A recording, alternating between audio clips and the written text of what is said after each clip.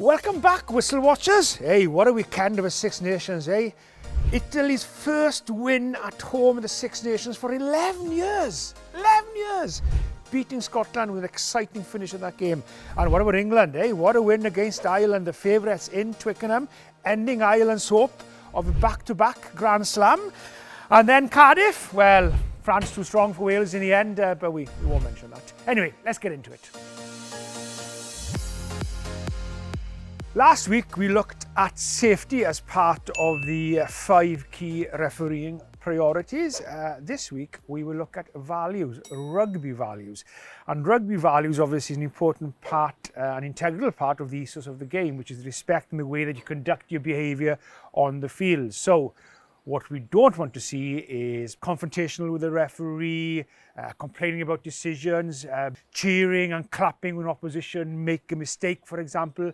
That is then rugby values. So if the referee deems something to be against the values of the game, then we'll deal with it with the appropriate way, which may be a word to the player or even maybe a penalty or a sanction. And over the years, rugby values have tested my patience, because on one occasion I had to say, Christopher. Well, let's start in Twickenham with England's win over Ireland, which caught many of us by surprise, I have to say. And congratulations as well to Danny Kerr, winning his 100th international cap for England, and very, very well deserved as well. Actually, some of the very, very few players I was actually taller than, which is always a good thing, because I'm not the tallest of men myself. There was only one yellow card given across the weekend's actions in the Six Nations. So that is credit to the players and the discipline, and credit to all the referees as well in the way that they performed and officiated the game. The one in Twickenham was given to Peter O'Mahony. We have a line break by England, and then as the ball is getting picked up at the scrum half, we have Peter O'Mahony diving off his feet and killing the action. Now then, because the diving off the feet is an offence, there's also a line break by England. So the referee not only deems this to be a penalty offence, he also deems it to be cynical as well. He, quite rightly so, gives a yellow card for it. Now, a lot of you have been talking about Tommy Freeman, foot in touch. Now, very interesting here. Is it in touch?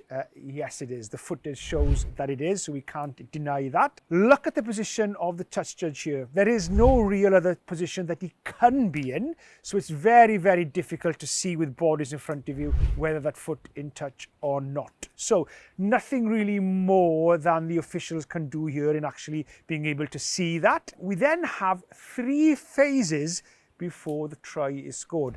This is the key part here.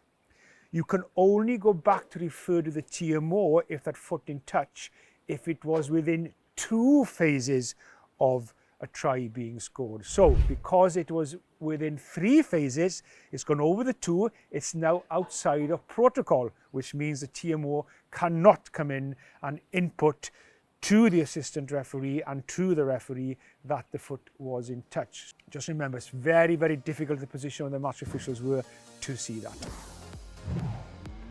Now then, let's go to Rome. Well, congratulations Italy after 11 years, and what a great game of rugby. Very exciting end to the one in Rome, and congratulations Italy, as I said.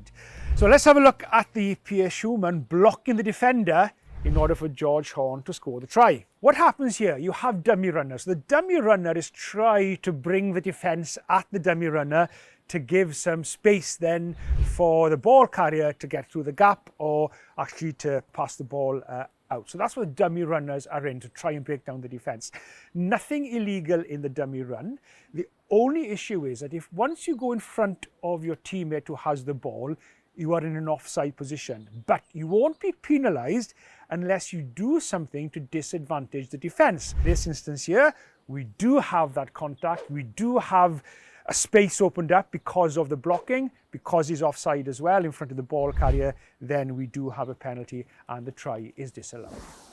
Federico Rusa, deliberate knock-on. Now then, not every deliberate knock-on is a yellow card, but every deliberate knock-on will be a penalty. The yellow card comes into play is if it's in a try-scoring possibility, and then if it's a probable try, you may end up with a penalty try as well. Or if it's a clear line break, or we have numbers out on the wide, and then this has prevented the ball being played out, then you bring in a yellow card. But in this example, the player sort of leaves his hand out there, so it makes it look like he's trying to tackle, but actually that hand is not in a natural tackling position, and then sort of knocks the ball on. So the referee deems this to be cynical and deems it to be a deliberate knock on, and therefore he correctly awards a penalty for it. Now, there's no yellow card because then there was no clear line break, there was no clear numbers on the side, and therefore the penalty only for the action was a good decision.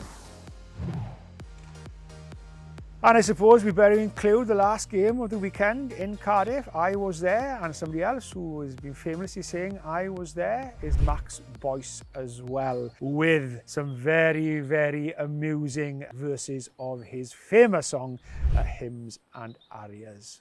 And a big shout out as well to Craig Maxwell as well, a good friend and a work colleague as well with the WIU for many, many years, doing that remarkable challenge of walking all the way from North Wales along the coast all the way down to Cardiff to raise money for Flindre and for cancer research as well, because Craig is suffering with cancer himself. And what a very emotional time it was, seeing him and his wife and the kids walking on to present the match ball at the game. Well done, Craig, and we are all behind you, supporting you. Some of you were asking, was Tao Fifanoa offside when he charged down Gareth Davies's kick and then scored from it? Well, the players need to be clearly behind the offside line, and the offside line is the last foot in the ruck of that player's team. So it looks like that he's just onside, and therefore the charge down was okay and the try was duly given. What a fantastic weekend of Six Nations it was. Well done to all the teams and also all the match officials as well for playing their part in a wonderful Six Nations weekend. Now it all comes down to next weekend. Will Ireland beat Scotland in Dublin and win the championship? Yeah, we'll have to see. But before then, it's time for your Emirates Fans Questions. Last week, I was asked what my favourite anthem was, and it is, of course, but obviously, above all that, would be my Hymn Advanade. At iPlanes1 asked, well, Nigel, surely you never refed a game that Wales were playing in, so how could you hear the anthem? Now, an interesting fact for you. I actually have refereed Wales. I refereed Wales against the Barbarians in Cardiff back in November 2019 as a bit of a celebration game. So I refereed Wales, the only referee to referee his own country in the professional era, by the way. So I was there for the anthem, and you know what?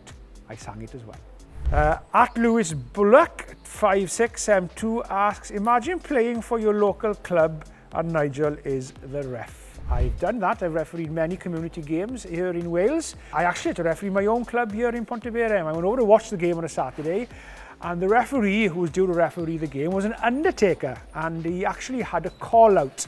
And I was watching the game, and the away team, which was Haverfordwest, suggested, well, Nigel's here, go and get your kit. So I walked back, got my kit, and went to referee my local club, Pontevedra, against Haverfordwest.